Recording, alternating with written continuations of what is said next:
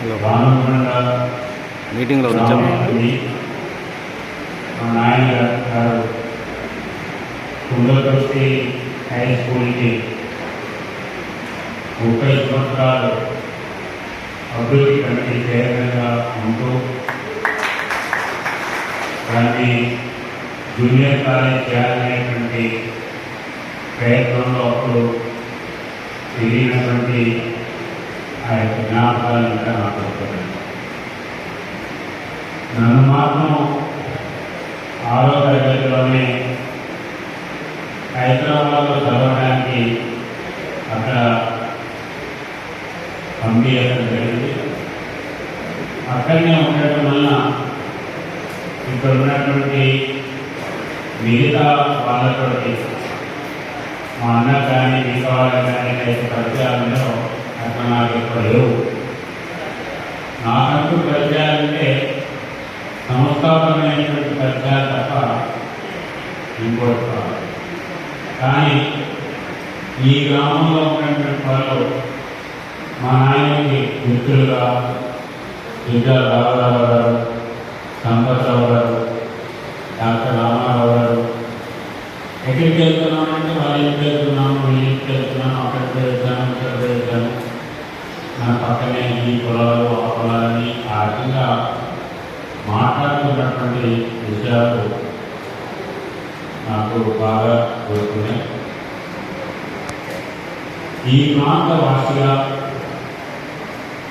నాకు ఈరోజు త్రిపుర గవర్నర్గా అపాయింట్ చేయడం, మీరు ఈ ప్రాంతవాసి ఈ మండలం మీరు రావాలి రావాలి అని చెప్పి సాయిబాబా అనేక సార్లు అడిగారు.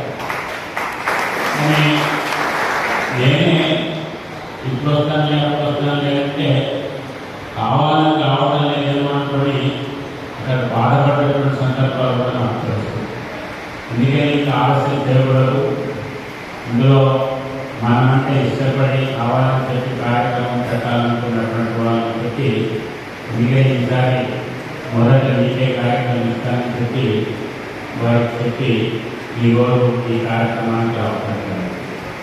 ఇక్కడికి ఎట్లా వస్తున్నాం కాబట్టి అంటే ఇంత దూరం వచ్చి గ్రామానికి పోకపోతే బాగుండాలనేటువంటి ఎంతో గ్రామంలో కూడా ప్రోగ్రాం పెడుతున్నాం.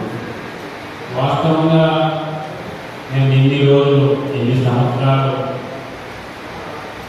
ఆర్గనైజేషన్లో అనేక బాధ్యతలు తీసుకున్నా, 3 సార్లు ఎమ్మెల్యే ఉన్నా, మా గ్రామంలో నన్ను ఎమ్మెల్యేగా లీడర్గా ఎప్పుడు నేను ఆ రకమైనటువంటి అభిప్రాయం వెలుగుతలేదు.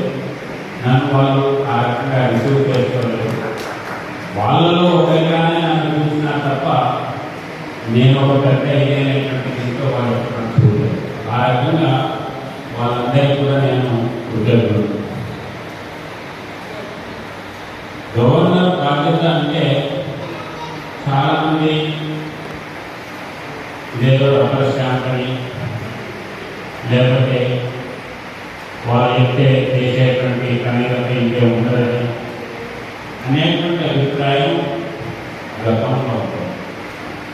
కానీ కేంద్రంలో నరేంద్ర మోడీ గారు వచ్చిన తర్వాత గవర్నర్ బాధ్యత అంటే కేవలం మంత్రిమండలి పంపించినటువంటి దాన్ని చూసి సందేహం పెట్టడం కాదు, కేంద్ర ప్రభుత్వానికి రాష్ట్ర ప్రభుత్వానికి మధ్యలో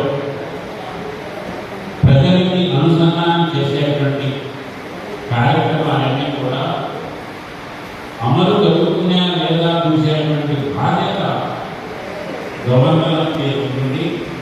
మీరు ఆ రకంగా యాక్టివ్గా ఉండాలి అనేటువంటి విషయాన్ని వారు చెప్తున్నారు.